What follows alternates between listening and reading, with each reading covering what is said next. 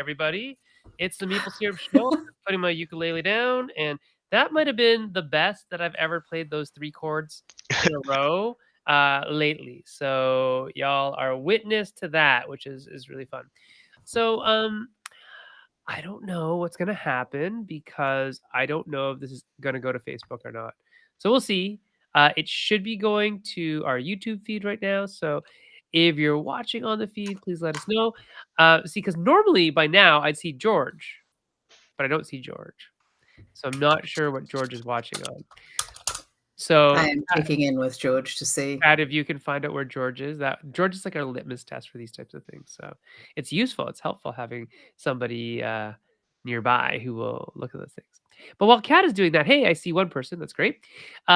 We are talking today to Alex. So welcome, Alex Radcliffe. Alex, can you tell us a little bit about yourself, who you are, where you're from, what channel you're from, and Gamefound and all that kind of stuff? Basically, your origin story. Phew, how short or long do you want this? It can go in either direction. I mean, we've got an hour, so All right, I'll condense it to let's go for the 3 minute version. okay. Uh, I'm Alex Radcliffe, born and raised in Toronto, Ontario. Wait, are you in Toronto? No, I'm in London. You're in London, gotcha. I knew you in Canada. That's all I knew. Yeah. But yeah, born and raised in Toronto, Canada. Lived there for the first 20 or so years of my life, 22 years of my life. Moved to Cleveland, Ohio, and got into board games in 2012. Then, from 2012 onwards, I slowly got into board games while juggling various jobs. Started running an online e-commerce store to sell board games because I've done that before, where I get addicted to something and then manage to find multiple ways to be involved with it. And then in 2019.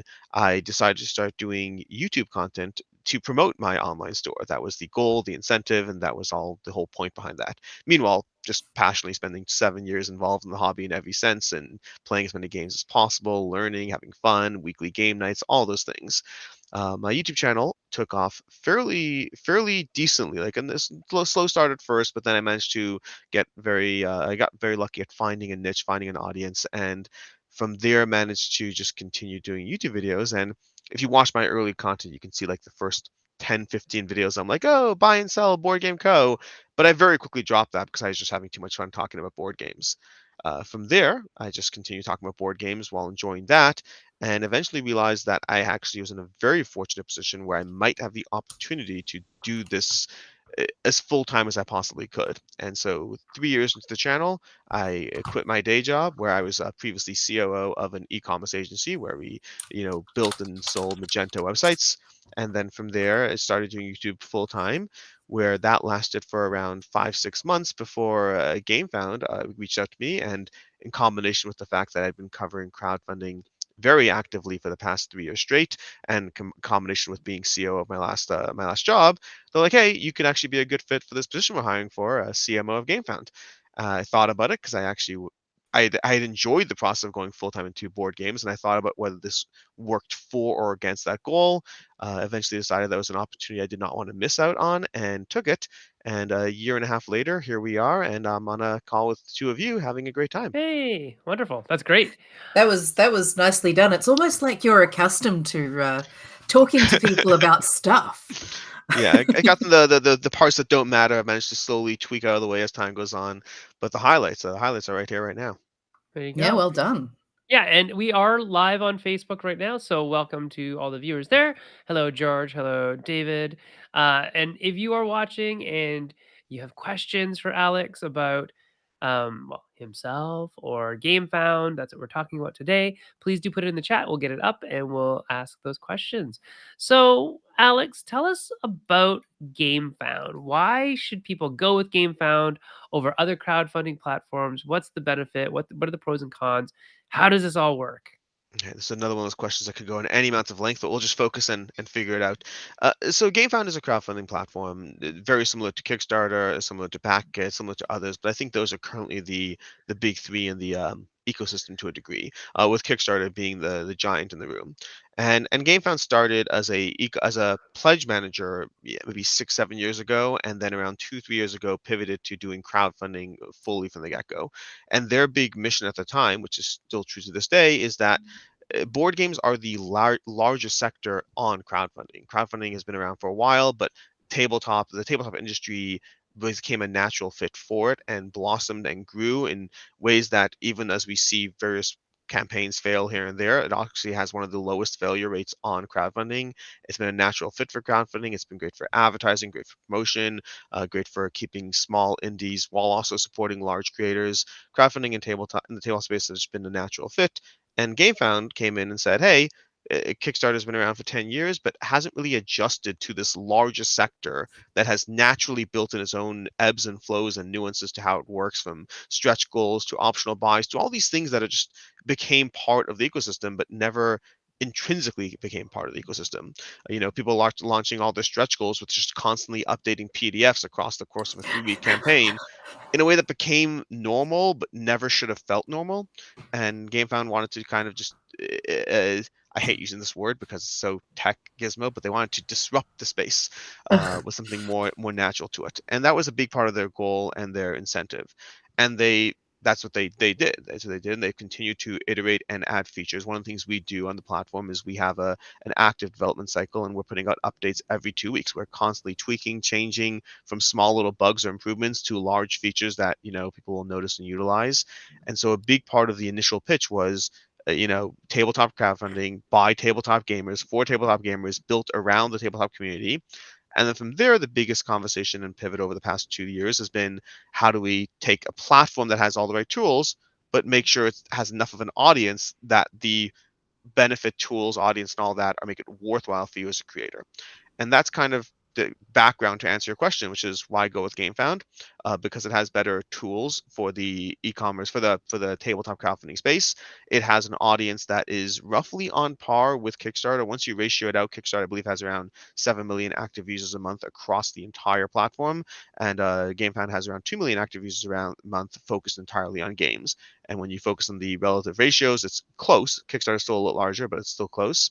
And ultimately, Gamefound does deliver results. A big part of it is, ultimately, this is a larger data-driven conversation, but the results are there to kind of show that, right about now, if you launch a campaign on Gamefound, you're not risking that much. If anything, you're setting yourself up for success with possibly better returns, with hopefully better tools, with a system that is built by the community, for the community, and around the needs of the community. So that's happened really quickly, from the perspective of someone who's been sort of watching the crowdfunding platforms and trying to get my own project ready to go. And it's amazing how fast the months go by when you're trying to get ready to go and you Yeah. want to get it right. Um, One of the things that I found really fascinating as someone thinking about doing it is, when I first started thinking 2 years ago or so, okay, I'm going to start really studying, like, as opposed to just sort of, I might do this, I'm really going to start studying and really looking at them. And Gamefound and Backakit just were not a thought at that point. I'm new, I've got a small audience, I'm not going to be able to do a lot of that myself. These days, I'm seeing little tiny campaigns of a similar size to what I'm going to be able to do, smashing it on Yeah. Gamefound and Backakit, but much more on Gamefound, I think.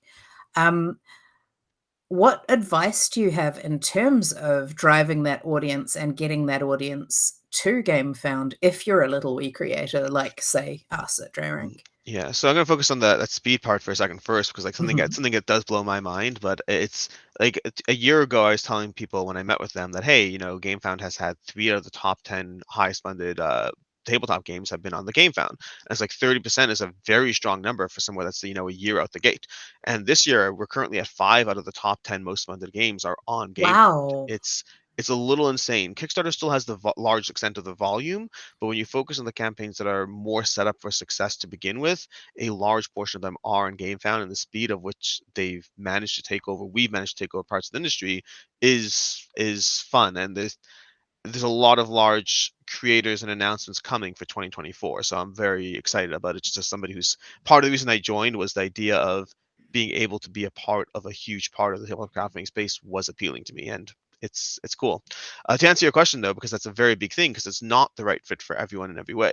One of the big things is, and it kind of goes into those ratios, where when you focus on the large campaigns, Gamefound has half of the large campaigns. When you focus on the entire ecosystem, we're probably closer to around 20% as far as the tabletop space. And that's not necessarily, I wouldn't say intentional is the wrong word, but I'd say it makes sense with how who the platform is the right fit for to a large extent. A big thing I like to focus on is the fact that GameFound has the tools, and the area which struggles the most with is how competitive are we on the audience. And we are Right. competitive, but there's a difference between being competitive and being the best. When it comes to the audience, Kickstarter still has more users, and that is a big factor.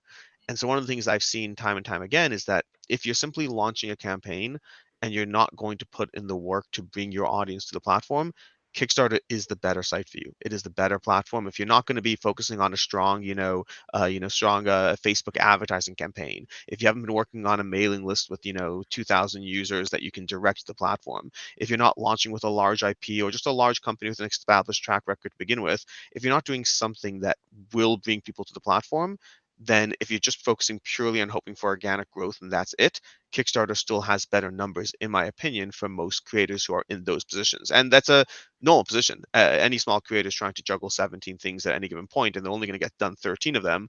And if one of the things you're not getting done is driving people to your campaign, Kickstarter is still a better fit for you just because of the users.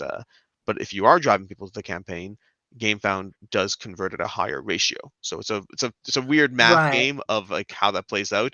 But if you're sending people there, Gamefound's higher ratio conversion will work better for you. If you're not, then the additional eyeballs just matter more. And so that's one of the balances. Like you mentioned, smaller creators who are on Gamefound doing great. I can point to a bunch that have been doing tremendous. I can also point to a bunch that haven't taken off yet. And each platform will always have both, but how knowing your own strengths and choosing your platform accordingly is a big part of it. Thank So, you. what would you say is the strengths that a entrepreneur has to have to benefit the most from GameFound specifically? Ooh, the strengths that an entrepreneur has to have to benefit the most from Gamefound. Yeah. Like, why would you recommend GameFound to Yeah. somebody if you saw their skill or their ability to draw a crowd, or what is it that makes them say that's a GameFound product or Okay, so there's a project? few things. So some of them will be about skills, and others will be about the product itself, because there are several factors that go into when I recommend GameFund or not. And I'm very not salesy in my approach. One of the things I did when I took the job is at my last job, I fortunately was not in the sales at my last job at the e-commerce agency, but I saw the sales and I never liked sales. I never liked the idea of trying to convince people. And I was very, very direct with Marcin when I was taking the job. That I said, hey, I believe in GameFound, I believe in the platform, but I'm not going to sell people if they're not the right fit, and you have to be okay with that. Like it's just, and he was like, totally. He's like, of course, we don't want that, but it's something that to this day I constantly will tell people when I think it's the right fit. I'll tell people when I think it's the wrong fit. I'll tell people when I think it's the right fit, but I don't want them to join because I think they'll be disappointed. One of the things that's always fun is when I'm speaking to a creator and I know that they have an ambition, because I'll talk to them and they'll be like, "Oh yeah, we think our campaign will do 1 million," and I was like, "I think GameFound's better for you." But I don't think either one's going to do 1 million, and so I'd rather you go with Kickstarter. I'd rather you be disappointed over there than disappointed over here. Because if you're disappointed on Kickstarter, you'll come back to GameFound for your next campaign. If you're disappointed on GameFound, we might lose you for the next 4 or 5. And I want people to be happy. I'm not interested in selling people on disappointment. But to answer the question as far as the things that I look for when I'm trying to recommend it, there's a variety of things. The first is going to be the type of game.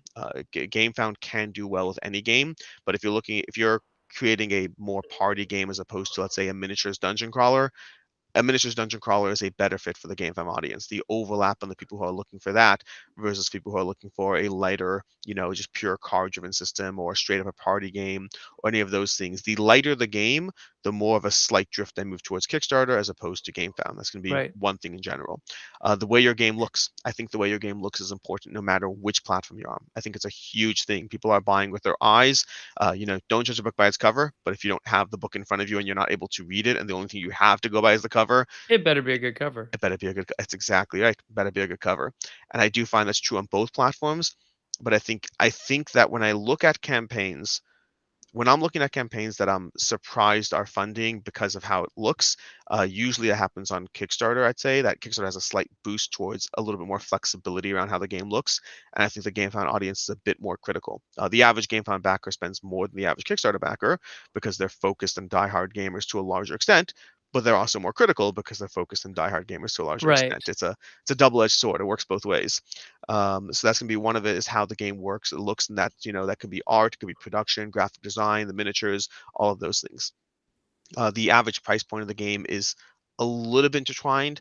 although that might have to do a bit with stretch pay as well. The installment payment system Gamefound has, so a larger pledge system will a larger average pledge. Sometimes I'm a little more inclined to focus on Gamefound. I think that's more of an edge case though, because that's more around a specific tool we have as opposed to the large platform.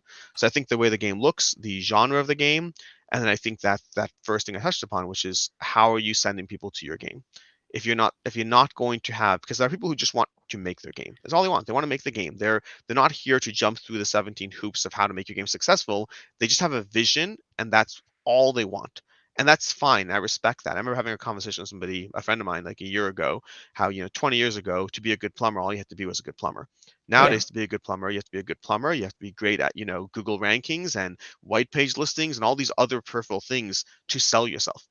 And that's exactly like true. with game designers as Yeah. well. Like even Yeah. just as just a pure designer, you have to be able to build your brand and be all Yeah. of these extra things, and you have to be active on all of these different platforms and get yourself known, and then you have to be able to make sell sheets and do Yeah. decent prototyping and oh, and A then on great top of that, if you want to self-publish, a great example right here in the chat. We have Edward Taylor King right now, and he's currently knocking it out of the park on all facets of how to bring their game to yes, market.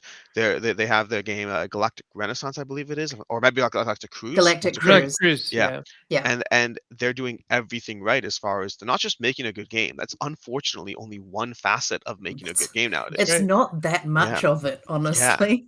But they're focusing on, okay, great, let's be active in social media. Let's ask people for opinions. Let's tease things into the chat so that by the time their game launches, people have a sense of familiarity and not a sense of, what's this new thing. And the sense of familiarity is one of those subtle things that builds consumer confidence to a large degree. Mm, When you're seeing that thing for the first time on crowdfunding, if you get the sense or the feeling that it's been around for a long time, there's just more of an incentive behind it. And part of that's the fact that they're dropping it in Facebook groups left, right, and center. Part of it's the fact that to a certain extent, they've built their entire game to have the perception or the feel of a Lacerda game, which again gives that mhm. sense of confidence and everything. So like they're doing a great job across the board in all the facets. But when you ask like what skill sets or does an individual have, I think that the more wrapped up they are in I just want to make a good game, the more I'd say Kickstarter might be able to soften some of those rough edges for you. But if you are able to fully invest in all aspects of what you're doing, I think GameFound will have more tools. It'll have a better infrastructure, better systems, better functionalities you can take advantage of that you may not even bother with if you don't care. Mhm. And ultimately, if you're telling But people, can you still actually you mentioned before, if you don't really care about building up an audience and those sorts of things, I mean, is it fair to say that that can even work anymore? Like, can you actually still crowdfund without bothering to try and get an audience? not if you're doing nothing, but I think there's a big difference between doing nothing and doing very little. And Right, I see. Yeah. I think on Kickstarter, like there are projects. It's one of those things. It's always hard to understand like what the success and failure look like because for every multi-million-dollar campaign you have, there are campaigns that are funding with like a $10,000 goal. And I don't track enough of those to understand or follow how many of those actually make it to market. But there are campaigns that are funding with a $10,000 goal, and if yours is one of those, the way I'd put it is, if your goal is $10,000, you may have made, I don't know, 8,000 on GameFound and 11,000 on Kickstarter. You might have the additional audience can be a big boost there. But if Mhm. you're sending people to the page, I just think the conversion ratio is a different thing. So, and it's not, I wish I had more data on like the pure, I was gonna yeah, ask you what are What the is the conversion rates, conversion and ratio? do you actually, do you track, like UTM codes and all of those? Wait, just double checking, CMO, is that Chief yes, Marketing Officer? yes, Good, yes. okay, now I can mention all the UTM codes and things With the like that. complicatedness. So I do know Yeah, UTM codes, I know all that. The complicated part of GameFound is we have myself as the chief marketing officer, but I'm more the marketing officer for bringing people to GameFound. Right. Versus I have somebody underneath me in my department who's kind of responsible for all the Facebook marketing stuff, and right. he's much more knowledgeable in that area where I know peripherals, I know the basics, but he has much more knowledge there. Of Um, course. No, but I mean, yeah, that's running a good team when you have your yeah. experts, It's just 'cause interesting because marketing as could mean two yeah. things in our context. But yeah, so no, it's we do track all of that stuff for sure. The thing I wish I had data offhand, and it's something I've looked at before, I just don't have the current numbers, is the failure and success ratios on the platform in general. Meaning the Right. last time I did this, I want to say maybe it was like 6 months ago is the last time I did a comparison in terms of just the pure what is the failure rate and success rate of a project in GameFound versus Kickstarter, and they're roughly equal at the time. I remember that because I was disappointed. I thought GameFound would be better, and I was disappointed that they were but even. But that's just pure abstract failure or success. It's not funding totals. It's not whatever. It's just okay, great across the board. How many are launching that are successful? How many are launching that are failures? Period, without any other context. But yeah. I think there are just so many other factors involved in that as well. Like, was it a real goal? Did they do work to achieve it? Did they have a decent product? Like, there's so much else that can go wrong that's not the platform. And Yeah. a lot of the time, especially like inexperienced creators, will land themselves in a bunch of those holes because they haven't learned enough before they launch. And this is super easy for me to say because I haven't done it yet. Yeah. Well, let's focusing on one of the things you said there, because like it's the hardest part of my job is you said there's so many factors that are not the platform, and I agree with Mhm. that so much, which makes it so hard to sell something where you can't even like I mean, for instance, like we recently had let's say Call of Duty. Call of Duty was a campaign over on Kickstarter, did several hundred thousand, where many people thought it would break millions of dollars. And I could say from today to tomorrow whether I think GameFound would or wouldn't have been better, I don't know. But I guarantee you it wouldn't have made it a multi-million dollar project. It might have made additional whatever. Like they were talking about ranges. It's not, but you're not gonna do twice the funding on one platform versus the other. But it's so easy to perceptionally have that. When I mentioned earlier, that sometimes chase creators away, where I sit there and say, hey, I think your funding goal is not realistic.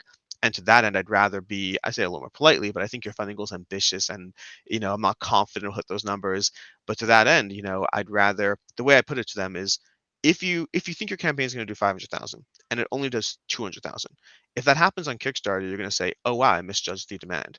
If it happens on Gamefound, you're going to say, "Wow, that's a platform. I shouldn't use Gamefound again."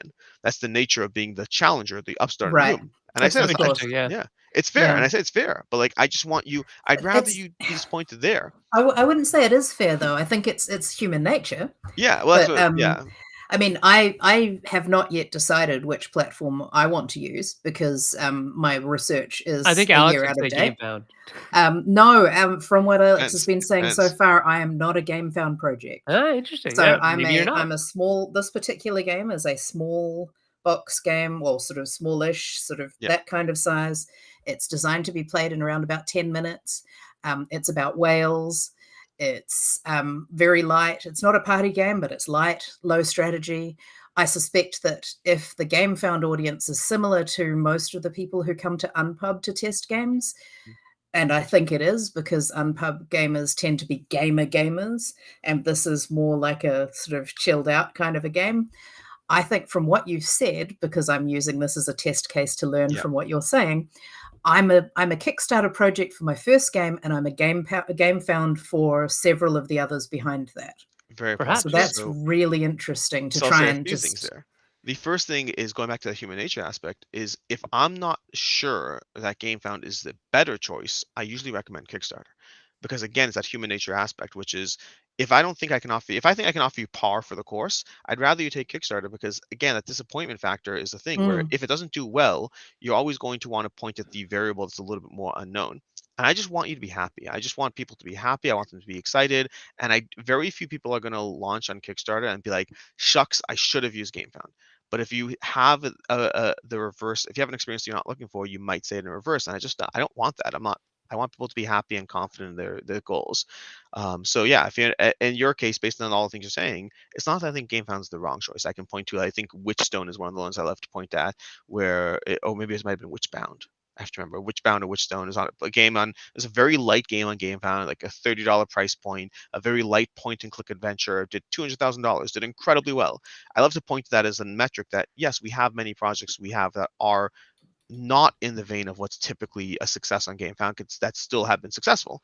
At the same time, I'd still say, be mindful and point at your own things and look at, I don't want to use it as a selling point. I want to use it as I think we can absolutely deliver results in all cases, but I want you to be, in your case, without knowing more, I would say Kickstarter might be the right choice. One mm. thing I do tell people in this situation is, make sure to use GameFound for your pledge manager, because one of the things that we have is if you use GameFound for your pledge manager, then what'll happen is in the future when you launch a new campaign, everyone who was on your pledge managers in any campaign will get notified as well. Yeah, So you can whether Oh, kind of they were start really? building Kickstarter up, or yeah. Gamefound, yeah. You can Mm. build up your audience and your infrastructure and your network systems while still using Kickstarter and tying in with the Gamefound, building the Yeah. ground roots somewhere else while establishing it. Yeah. Yeah. Go ahead, Zen. I was just gonna say, yeah, it's Witchbound is the game Wishbound. I'm Yeah. doing. Right, Yeah, yes. I work on that game, so it's fun. It's a good Oh, game. nice. I was going to say Yeah. that particular game, if it was the one I was thinking of, and it sounds like it was, that has a lot of thematic ties that I think will still get it through, even though it's light. Yeah. Where some other lighter games might be considered to be less cool, less sort of this is a gamer thing and this is not a gamer. This is one of the things I'm trying very hard to disrupt, to use the word from earlier, Yeah. because heavier games don't have to all be about space and whatever else, and vampires and fighting and things. So It's actually all dungeon crawlers, Cthulhu, or space, so it's not going to work. Those are the only three things. Well, I mean, so there is something about that. I'm pretty sure if you look back at the history books, I might have been project number 1 or 2 or maybe 3 that wasn't an Awakened Realms project, I think. on So Gamefound, on Gamefound, I was one of the first. which Which project? That would have been uh what's it called? Oh, Kingdom Rush 2. Oh, okay, I love Kingdom Rush. Oh my Yeah, so it'd gosh. be the second this was one. Kingdom Rush 2 though. Yeah, The Elemental Uprising. elemental uprising, and I think that was like the second or third or maybe the first non Awakened Realms project on the platform, and it was interesting because we did well. We did well. Like it was sub a million, but it was Yeah. good. It was like 800,000. And then once you calculate the difference in the percentages, because each platform takes percentages, we probably did as good as we would have done if we had made a million on the other platform in some way, shape, or form, right? So there's some back mathematics that you have to consider. Um, but it is literally a question that we ask ourselves all the time, like, what would have it been like on Kickstarter? And it's this funny thing. It's like the grass is always greener on the other side, right? Yeah. So I think there's a That lot of things that go like that. That brings up one of the things that people ask in the groups all the time. Alex, you know what I'm about to ask you, I'm pretty sure. What if I run my project on both platforms at the same time? Is that okay? Am I allowed to do that? Do you think I should do it, Alex? Well, we actually have Helena Capella in the chat who did something along those lines recently. So the short answer is there's multiple factors going on here with that conversation, and it's a fascinating one because so there's two kinds of conversations. There's running a campaign on both platforms simultaneously. How does that work? And then secondly is what about launching one and then the next? Yeah. And so one of those conversations is a feeling conversation and one is a rules conversation. The rules one's easier, so let's just do the rules. Kickstarter currently allows you to run a platform that was already on Gamefound and to run it on Kickstarter. Done, end of conversation. On Gamefound, we don't let you do the reverse. Meaning, if you launched it on Kickstarter and you want to launch it, 3 months later on Gamefound, we don't let that. There are times, I think 2 or 3 times, we've done things where we let someone run a campaign a year and a half later, right before delivery, as like hey, they're on their boats. Like we did this with Ice, we did this with Nova Atis Renaissance, where it was like towards the end and about to deliver, and we made the judgment call to allow it. But even then, we're still feeling out the exact rule set, because that kind of brings us to conversation two, which is the feeling aspect. Because one of the things that it's a weird conversation, because normally in traditional e-commerce, you sell on your website, you sell on Amazon, you sell on eBay, you sell wherever you can. Nobody cares. Why wouldn't you be in as many places as possible? But crowdfunding is in this weird place where, to a certain extent, it's a journey. It's like the promise of a journey. Be along, help build it, help bring it to life. And there's so many things you can do in some small, subtle ways that disrupt the feeling of it being a journey and make it feel more like traditional e-commerce. And as you do that, there's trade-offs. For better and for worse, there's trade-offs in the feeling there. And one of the things that can give that feeling of it's not a journey together, but rather you're just selling something, Yeah. is launching on multiple platforms. I think like when Helena launched, when Burnt Island Games did Endeavor, and they relaunched it on Kickstarter, they saw enough funding that I think it was the right choice for them. Why not? Why not tap into those markets, especially in their case, trying to figure out how much of your audience is on one platform versus the next. But as much as it was successful, you had people in the chat, in the comments, who were like, what's going on here? You just did this. Like there's a sense of like, why are you doing this? There's a pushback from the crowd. And the way I would put it for myself is, I think there was nothing wrong with what was done, But if you have enough people questioning why something is being done, then in some way you are pushing a boundary. It's an invisible boundary, but you're pushing against a boundary. And ultimately, whenever you have something like that, time will tell. People who decide to push against that boundary will figure out naturally where the line is, what does make sense, what starts to violate that sense of a journey together, what is financially worth it. And sometimes there are financial trade-offs. The more financially successful or viable it is for companies to do, the more you'll see companies engaging with that. And again, perhaps at the cost, perhaps not. So the way I usually put it right now is, again, from a rule set basis, if somebody asks me that, like somebody's like, "Hey, we want to launch a Kickstarter, come to Gamefound," I'm like, "I'm sorry, we can't. We don't let that happen right now. But if you want to do it in the reverse, by all means, like feel free to try it out and see how it goes." And Right. just as an extra bit on the end of that, Kickstarter does not permit you to run a campaign on Kickstarter at the same time as any other platform. Mhm. So if you're actually looking at running two at the exact same Simultaneous. time, Kickstarter will not permit that. Yes. So So Helena yeah, is I mean, saying that they got some questions, but she thinks they did a good mm, job rewarding both platform backers, right? So Yeah. yeah, I everyone watched should that pretty incentive. carefully because I Yeah. was like, somebody's taking that risk. What's going to happen? But Yeah. most people actually just want to run them on both. And what my main thing that I say to them is, if you're trying to get, say, $10,000, and in order to complete, let's just say for a little, for your short run of games, right, you need 10 grand, and you do that on two different platforms and you don't hit 10 grand on either platform, but you hit 10 grand between the two, you have not actually reached your goal on either and you get zero. If you're in the Yeah. position where you might be getting 1 million on each platform and you need, say, 200,000 total, good, cool, go for it, go nuts. But like, I still think it's not the best idea in terms of splitting, your audience Fracturing and all your that kind audiences. of Yeah. thing, personally. But the concern that people don't seem to understand is that yes, you may have met your goal overall, but those channels aren't going to let you take like part of it. If you don't hit what you need, what you've said you need as your funding goal, you get zero. Yeah. It's a complicated thing. It's so, I still don't know what the best advice I have for somebody is. I think that it is. I can point to a few instances where it's been done, and I think two of those instances I think worked out. One of them, they got like an extra $1,000. It's a bad look for not even an upside return. I think it's something to pay attention to be mindful of, and possibly as people do it and it's proves to be a success, it will see how it affects the industry.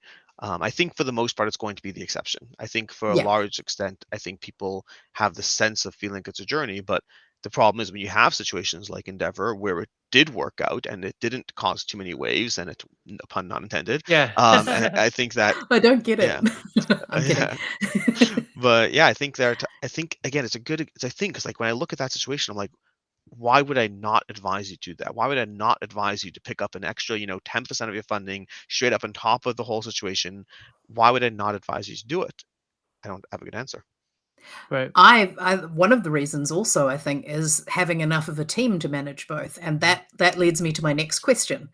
Um, if I were to go with Gamefound and I wanted a bunch of people involved, for example, I know how this works at the back end of Kickstarter. I know that I can add collaborators. I know that I can bring people on and give them access at different levels so that they can, answer the messages or whatever so that I can sleep, assuming one sleeps when one's running a campaign. Um, how does that work with Gamefound? How do you build a team?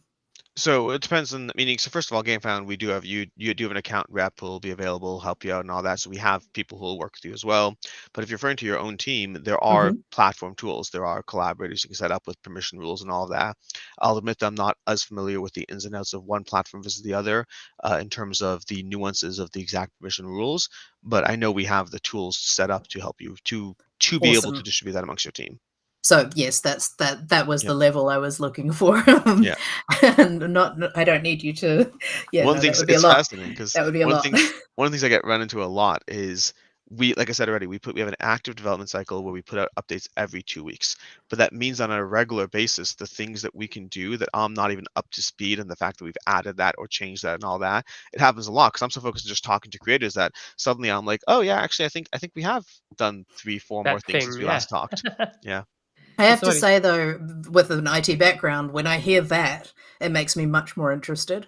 Yeah. I think, oh, okay, you're doing rapid iteration, love that. Not waterfall, happy with that. Mhm. That means that you're also probably capable of doing rapid fixes, also love that. Yes.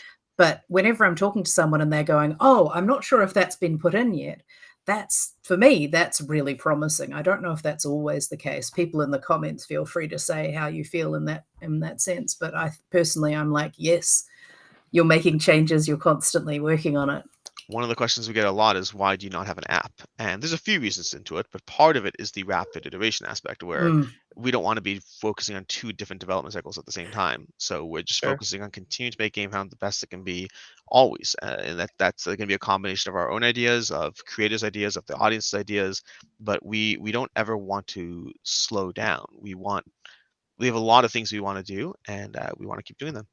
Yeah. Where can we send our ideas? Is there like Mm, a Oh, I think I I think think Cat just we I lost think Cat someone. just went to Kickstarter.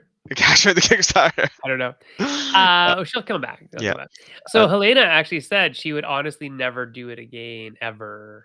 yeah, The but I'm dual surprised by crowdfunding. that because like I thought the numbers were good. I thought the numbers were pretty Oh, good. I don't think the numbers were poor. I think it's more of you know, maybe more of a operational thing. Yeah. So to Hi, answer your Cat. question, Kat, GameFound has an active community. Can we hear you? Your mic is Your all messed up audio's. again. I'll get this working. test test? There You're you good. go. You're good. I was Yeah, hear you. I just vanished. You did. GameFound has a blog. We have a blog in the background. It's not as publicized as the rest of the shiny Kickstarters going on, shiny campaigns. I can't believe I said Kickstarters.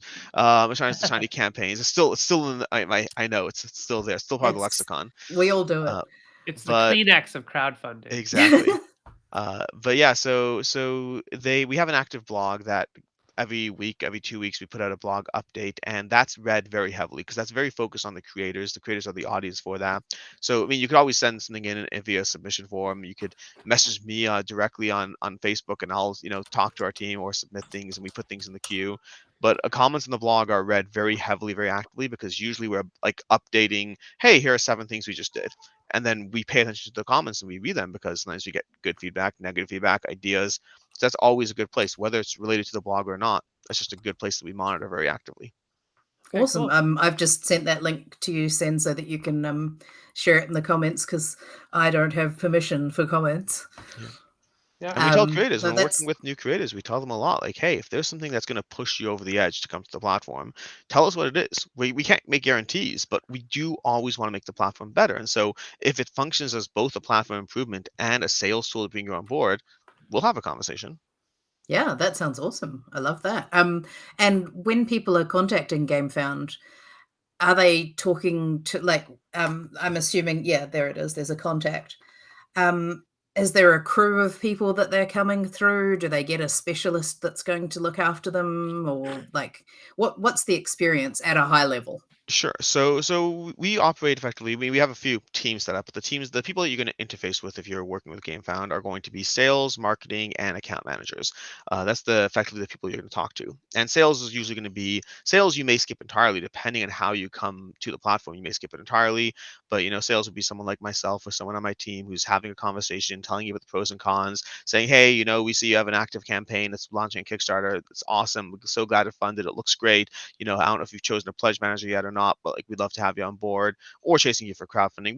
We'll chase with both parts, but we try to have that conversation. So those are gonna be the first people you interact with. And again, you might skip those people entirely if you haven't in with the platform, if it's your second campaign, if you just directly went to the platform, you might skip that and go directly to the other people, which are marketing and the account managers. Marketing is going to be there for your marketing needs. What kind of Facebook ads do you want to run? What kind of assets are we working with? What kind of spend do you have? Like, we have a full on, we like to say we're an all-in-one platform, crowdfunding, a pledge manager and marketing. And coming soon in 2024, we're also focusing on e-commerce as well. We're adding shops Oh to the wow. platform. So it's going to be an ongoing cycle where you can continue to, thanks, Lane, I appreciate it. Where you're going to have an ongoing cycle of being able to maintain those links, that thing that you were selling and a year ago. We almost want it to be a continuation of the Yeah. SEO is already there. why not Mm. have that ongoing thing for those who want it? But so we're trying to be an all-in platform, and that's where the marketing is going to be a facet in terms of being able to work with you on whatever you're trying to do there. But then your most common contacts across the board are going to be your account managers. We call them our CAMs, our key account managers, and they're the ones who will talk to you about, whatever is going on, whether you're trying to figure out why an image won't load the right way, whether you're trying to figure out the nature of having one of the things you have at on Gamefound, so you have the same way on Kickstarter, is you have several versions of your page. So you can create your page, but then you're like, okay, well, these are the differences I want for, the pre-launch page. This is what I want for the actual, the crowdfunding itself. This is what I want for when the pledge manager phase. So you have versions of your page, and there are lots of things going on. There's lots of tools there, and because the nature of any system is the more it can do, the more complicated it is. And so lots of stuff on Gamefound will be very intuitive, but there's also going to be times where you just can't figure out where in the world is the link to the shipping table, and that's where you'll Mm. have an account manager you can reach out to, you can talk to. They'll hop on calls when they need to, and they'll be your point of contact to both recommending things as much as possible, being as proactive as possible. I always say we try to be as proactive as we can, and we always want to do a better job than we're doing. It's just, there's so many things we Mm. want to like. There are times where we look at a page after it launches and we're like, "Ugh, there are 4 things that I would have done differently," and we didn't have that conversation beforehand. And like, I feel bad when that happens. But we'll be proactive where we can. We'll take a look. We'll offer advice, and then we'll also answer questions. So your key account manager is going to be a biggest point of contact while you're with us. That's really appealing. Yeah. Especially, again, new. I'm trying to ask these questions because I know I see them all the time in the Yeah. groups, and they're in my own head, and I'm thinking, okay, well, maybe giving people that, this is my real question, maybe it'll be useful. So, I mean, I'm sure that there are other people out there who are like, I don't know what else. Like, what's an option, for example? So you mentioned the ability to use Gamefound just as the pledge manager. um, how does one get that set up? Is it through the same channels? So now it is through the same channels. It used to be for a while. GameFound started as a free pledge manager tool. Then they started doing paid crowdfunding. That resulted in an interesting, unplanned. There was the law of unintended consequences, which is the law of unintended consequences for us was that as we maintained a free pledge manager while paying our employees' salaries with our crowdfunding campaigns, we found that for a period of about a year plus, we were focusing all our internal development energy on our crowdfunding because that was what was paying the bills. And that meant the pledge manager kind of just stayed there statically in the background. And so eventually we're like, even though we wanted to keep it free for however long we could, we kind of came to the conclusion that we're going to focus on putting it all together. It's going to be, we had pledge manager version 1, version 2, which at this point is only version 2. The only people on version 1 are, those who have active campaigns, but coming in the door, you only have version 2. The upside of version 2 is it has a lot more tools. There's a lot more, we have the account managers there a lot more present. We have a lot of the tools that we've put into the platform, such as additional payment methods, stretch pay, built-in marketing, built-in advertising on the platform. Those are all present, but we kind of took 2 separate systems that seemed like they were one system, but they're actually 2 separate systems, and we really put them all together. And so now it's a very similar process. It's just a question of what are you coming to the platform for? What do you want out of it? We obviously recommend that we generally, I shouldn't say obviously because it is case by case, but in general, if we think it's the right campaign for the platform, we do think having your system both on the same platform is a big deal. It does help. One of the things we say in general is on Kickstarter, if you because of the fact that Kickstarter is a fractured platform, it's crowdfunding then pledge manager. It means that once your campaign's over, someone who hasn't backed your campaign, you've now lost them. There's no more contacting, there's no more updates, there's no more reach to that person. On Mm. Gamefound, they could miss the entire campaign, but if they ever followed you at all, they're still getting updates on your production, new art, miniatures being produced, resin samples. They're getting updates throughout the entire project. They're getting that update 6 months after your project ended that says, Mm. hey, pledge manager is closing in 2 weeks. On Kickstarter, that's someone you lost 6 months ago. And so Mm. there are I've incentives. Yeah. I've There, noticed exactly that. I've started getting yeah. these emails where I'm like, "I didn't back that campaign. What? And you should. Oh, but yeah, well, yeah. I mean, now I'm like, oh, I see. You've got a new thing. Yeah. Oh, well, cool. That's And you interesting. could unfollow that, by the way. You're not locked in as a Oh, no, no, not at backer. all. Yeah, you're entitled to unfollow that whenever you want. Just most people don't, practically speaking, and that means that I find it. I follow all the things. yeah, My email's very full of stuff, but yeah. it's very interesting to see. So, Alex, tell me, if I have a budget of well, no, not the budget. Let's say that I got a quote for manufacturing, and I'm going to use a round number because maths is hard. So let's say that it's $10,000 to produce my run of 1,000 games, which would be very expensive. But Yeah. anyway, let's say that's how much it costs. How much do I need to budget if I'm wanting to use Gamefound to cover Gamefound costs? What's it going to look like for me? So the only problem is the maths were very easy for your side. Now I have to backwards compatible outside the maths. I mean, so funding wise, meaning the cost of GameFound on its own are just 5%. But then Cool. you also have the payment processing fees, which are going to bump you up to Mhm. 8% roughly. So if you bring in $10,000 on GameFound, you're walking away with what is that, 9,200, something like that. Something like I think that, yeah. that math works out. 8% is like 800 or Yeah. something? Yeah, I think so. So yeah, so 9,200 you're what you're walking away with. So you have to do whatever that divide by this to get that end reverse number, but that's I do highly encourage you to have some degree of marketing built in general. The way marketing is a fascinating conversation on its own, but in general, if you spend too little on like Facebook, Google, all that, if you spend too little, you're not able to get any real result. It You might takes as a well little have spent time, nothing, yeah. basically. But if you spend too much, your ROAS, your return on ad spend, starts decreasing as well. So there's this interesting middle ground where you're able to get the maximum amount out of it, and it does vary campaign by campaign. But generally, I'd say that I don't have it's very hard to say because each project is different. But Of I'd say course. like everyone should be budgeting at least $500 for like ad spend or something like that. If spending $80 to save your money, it's almost not worth it.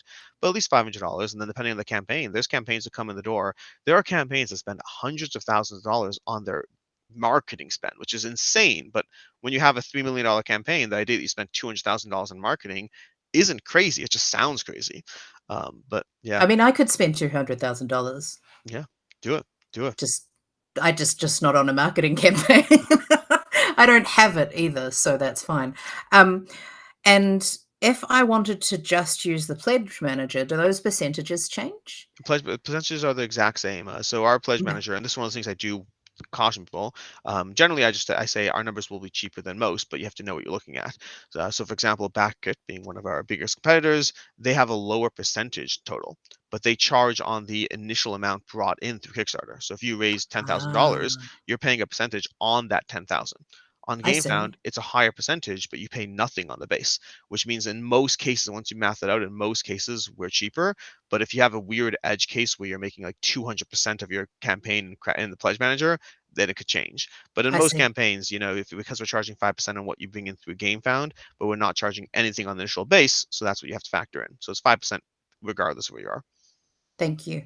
These are often the numbers that people are sort of like trying to make their decision on. So I, Yes. I know that this is not a real case, but it's useful No, to sort of think these are the things I have to think about. it's a practical conversation. I mean, the numbers matter. They are a big part of things. It's so easy to not understand just what your costs have to be, what you have to budget for, and everything adds up because there's Hmm. that, there's shipping. Another fact, I mean, in general, if you're putting a fixed price shipping and you're eating $3, $4 per game on shipping, that's got to come from somewhere. All That's these a lot of numbers money. are Yeah. I everything mean comes from that somewhere. and that's the thing that people often don't think about, right? Is they go, okay, so it's going to cost me $10,000 to make my game. So that's my funding goal. Yeah. Nope.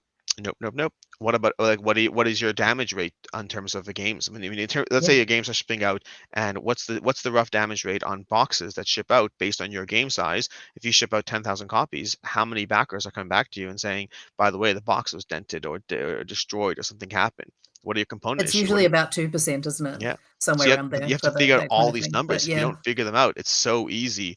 It's so easy to not to just look at numbers. That's why that goes back to the original conversation of being a good plumber versus running a business. Yeah. There's so many things that go into actually bringing a project to life, and I mean a lot of the smaller campaigns, like yeah, it's hard. It's just hard. Mhm. And of course, this isn't something that we're expecting you to be able to answer Yeah. all of here, but because we're talking about crowdfunding, I wanted to make sure that I did call out that there are the other things you need to think about when you're doing the campaign. So, is there anything that you think is really important that someone should consider when they're doing a crowdfunding campaign, just in general or specifically with Gamefound that we haven't touched on yet that you wanted to cover? So it depends on how we look at it. I'd say there's two things I focus on very heavily. One is a generic piece of advice. One's very specific. The generic one, this feeds into where we are in the conversation. Honestly, it works well. Is join Facebook groups. Join Facebook Mm, groups that are about people making games, designers, publishers. Join those groups. Ask your questions. Be a part of the conversation. There's so much stuff that you don't know that you don't know, and just yeah. by being in the groups, you'll see people asking the questions that at least they know they don't know, and you will be like, I didn't even realize I should Yeah. ask. And if you're in those groups for several months, for years ideally, before your campaign launches, you will start to get a sense of all the things you haven't considered. And at least you can choose what you care about. You can sit there, you can look at marketing and say, I just don't want to do it. But at least you know it's something that you're choosing not to do. Versus the things you don't even know that you're choosing not to do, and you're going to find it the hard way. I mean, like that's a great conversation as well. Like if you don't like, I mean, Gamefound handles that for you. It's another conversation. One of the things I would say for a smaller creator that an incentive to use Gamefound is that Ooh. handling for a more established creator, they often have more things set up to take care of it. But if you're a smaller creator and if you're running that on your own, that is a nightmare in the works that you haven't thought of, and You Gamefound just said handles all for it. some magic words Yeah. there, but yeah, carry on, carry on. Gamefound handles all the VAT for you. We're effectively we are a marketplace, no different than eBay or Amazon, and so we have to run the VAT for you. That's a technical Mm. conversation where technically in the EU Kickstarter is supposed to handle your VAT, but right now it's still right now they're not strictly speaking following what they should be doing, but it's not yet causing issues. But Gamefound, we because we built it a certain way, we're like we're not taking chances. We're not waiting for something to like the hammer to drop in any way. We handle process, collect your VAT. It's on the house. We have to, and we will, and that can be a big factor. But if you don't know about that, if you don't even think about that, and you just sell internationally, you might bring in like $500 of sales, especially as a smaller creator. You might bring in $500 of sales and not understand the sheer Mm. amount of homework and logistics nightmares you've signed yourself up for that you didn't even think of. And those are big things. So that's in So general. just Mhm. quickly off that, do Go you ahead. also handle like GST and the other types of Yeah.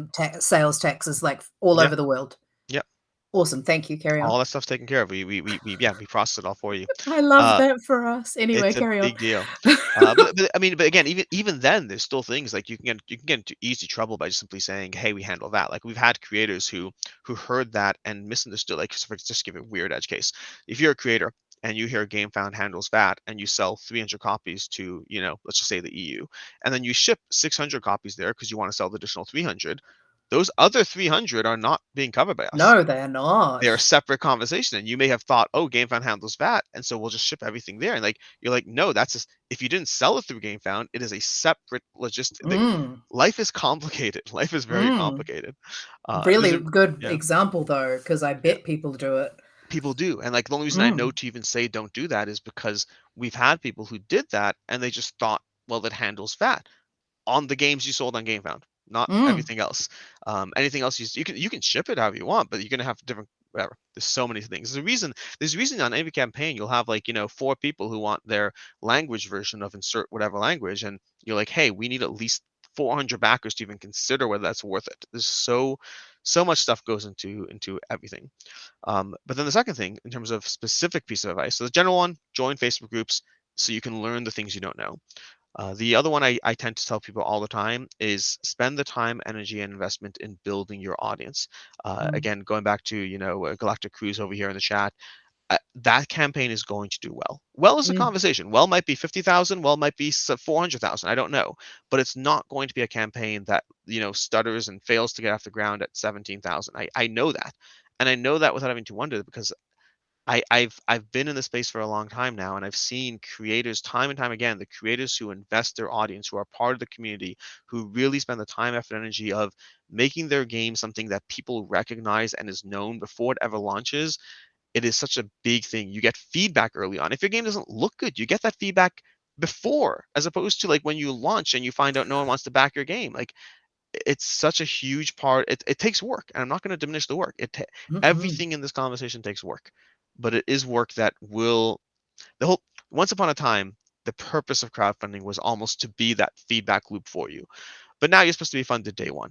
So now Yes. it's not like it's no Well, longer now that. you're basically supposed to have like this completed thing with all your files Yeah. ready for you to press go and all that sort of thing. It's, Yeah. I mean, I've been following Kickstarter since pretty much when it started, back when you had this funny little video of someone, sitting in their garage going, I really want to make a thing. I don't exactly know what it is yet. I've got most of what I want to do.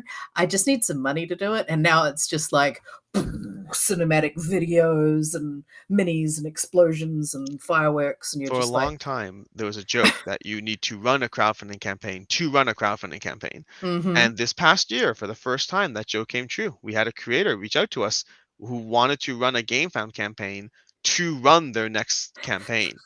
And we met about it. We met internally and discussed the pros and cons. We decided we didn't want to do it. Mm-mm, But it no, was no, that's a can of worms. but it Oh my finally god. happened. Like the joke finally happened. And I honestly, like, the amount of when I'm thinking about all of the things that I'm going to have to pay for before I can even go live with this campaign, I'm like, where do I find this? How do I pay for it? What do I do? Yeah. And I'm guarantee I'm not the only one that's in that position. But yeah. 100%. It's a lot. Yep. We haven't had any other questions from the chat that I can see. Sen, can you see any others at the moment? You muted. He gone. Silent Sen. Mm-mm. Oh, No. I am mute. There we go. Welcome back. There we go. Yes. Sorry, I just said no, there's no more questions in the Okay. chat. I think you guys are covering a lot of things that people are probably wondering. So that's a good sign that you have these questions, I think. I We'll just came put it out. with many. Yeah, we'll just put that out to the chat right now because we've only got about four minutes left. Yes, exactly. We are shutting the show down at exactly the right time tonight because I'm just beat. My nose is full of snot, and I gotta go get the snot out of it because that's what you have to do. Oh, That's gross. thank I'm you. so sorry. Yeah, you're welcome. Before we get Oh. going, I will say hello to George and David and Edward Taylor King. I just wanted to call you ETK, TK, Jessica Andres, Roberto Panetta, and Helena Capel, who are watching live and direct. It's wonderful to have you here. If any of you have some last remaining questions for Alex in regards to Gamefound, and maybe why you should go to Gamefound instead of Kickstarter or instead of BackerKit, or any of those things, he's the man to ask right now. Hey, well, I mean, TK is asking anyone heading to Me. PAX Unplugged next week. Me. Well, you got two right there. So Yep. TK, you can link up with both Kat and Alex while you're there. And I'm sure Helena's there. I know Helena's going to be there. And George is saying, yes, the convo has been quite comprehensive. No notes. Good. That's good. We want that Love kind the of no notes. good comprehensive questioning. Roberto, Jessica, if you have any questions, David, if you have any questions, please just shout them out and we'll get to you. And yeah, if anybody's down at PAX U this upcoming weekend, not quite this weekend, next week, next Yeah, weekend. Yeah. next week. Be sure to look The out for all the peoples.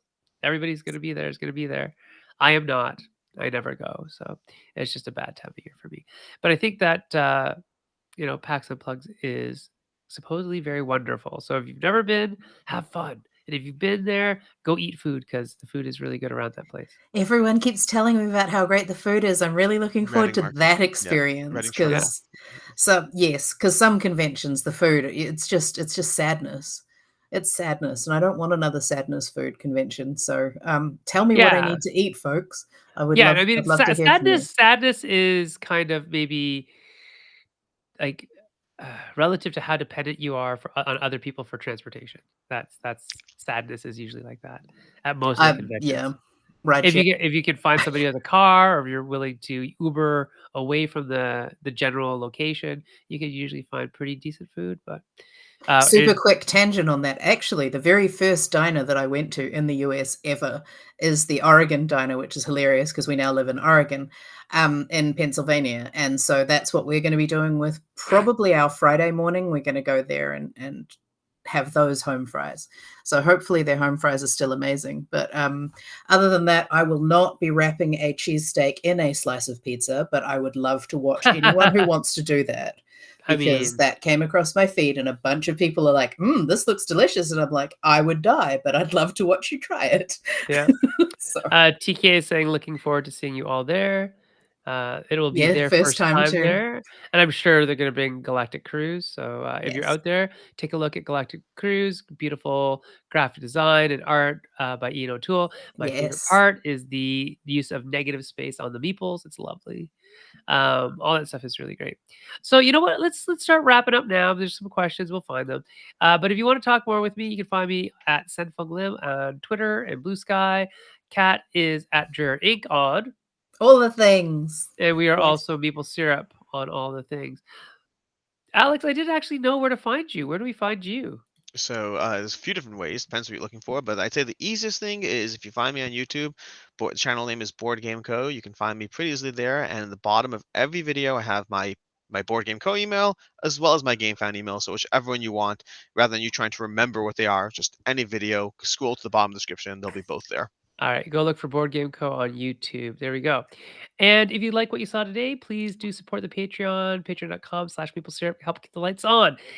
And Alex, can you give people some final advice, some last minute deets, some maybe tricks or tips on maybe Gamefound, but maybe just life in general? Like don't eat yellow snow. I don't know. Wash your Or underwear. the best place to eat at PAX, Yeah, or whatever, it can whatever. be anything. What are the I'm final less pieces of helpful advice? on that, but yeah, don't eat Yellowstone is definitely a good one. I'd go with that. I think the biggest thing I'd say, and this is true for board games, true for creation, but it's true for everything, is figure out why you're doing what you're doing. Figure out Mm. define what success looks like before you jump into something. Are you trying to make money? Are you trying to bring a career product to life? If you are whatever it is, like if you're launching a game, what do you need to do for it to have been a success for you? Like how many copies need to have been sold, or do you just have to have not lost money? Is there criteria that someone once upon a time somewhere on a forum says how much fun this game brought them? Or is your goal to pay the bill so you can quit your day job? But figure out what it is you're doing, why it is you're doing what you're doing, because without that, it is so easy to. I saw a quote recently. I saw a terminology used recently called playing house, and I don't know. Either of you may have seen this. It was on a big post that blew up, but somebody was trying to bring a game to life and it failed. But something was talking about how what they had been doing was something called playing house, where Yeah. they kept on finding these edge things to make it look like they had moving forward, but they didn't actually do the thing that they were trying to do. So you really want to figure out what it is you're doing, why you're doing it, and what success looks like. And success does not have to be money. In many cases, it isn't. In many cases, it's just some form of satisfaction. But just figure that out and then work towards it. There you go. Excellent advice for everybody. That's Stop. very good advice. If you want to move forward, maybe stop playing house. Right? Which was from a Reddit thread, I believe. Yeah, I felt terrible. Like I had my homework built on that because one of the things in there were some things that I wanted to check internally on Gamefound side because it sounded like that person was made some illusions of success that I don't know if I would have given that person, and I didn't figure out what happened on game. I take Gamefound very seriously. I want to make sure we're always doing our due diligence the best we can. So I think that was a separate conversation as to why failure happened in that case. But there were Sure. some things I wanted to look in on my end too. Excellent, excellent, excellent. Well, everybody, we are not exactly sure what's happening next week because Kat will be traveling to PAX. In fact, you might be there by this time next week. Wednesday next week, will you be there? Starts on Friday I officially, but people go all kinds of I times. think Yeah. I think we will still be here on Thursday. We're traveling on Thursday, Okay. Well, maybe I we'll think. just do Likewise. like a So a pre-con. pre-PAX. Yeah, Yeah. like we'll talk about what are you packing to go to PAX? Cat packs for PAX. Yeah, packing for Anyone want to PAX. watch me pack? It's like those getting ready videos, only more boring. Yeah, no, but we'll talk about game Yeah. stuff and Yes. design and all I've that got a kind of stuff. bunch of prototypes we could talk about Cool. if We'll you go want through to do that. Yeah, that. let's do that. Let's do that. So Yeah. next week we're gonna pack with Cat. We're going to watch Cat pack her pack Packs for for packed with cat. PAX. Yes. Oh my Pack for gosh. packs with cat. Yes, yeah, this is hard to Pack say, guys. pack for packs with Hard, cat. hard, hard. All right, everybody. We will see you later. Good night. Thanks for having me. Bye. Thanks, Alex.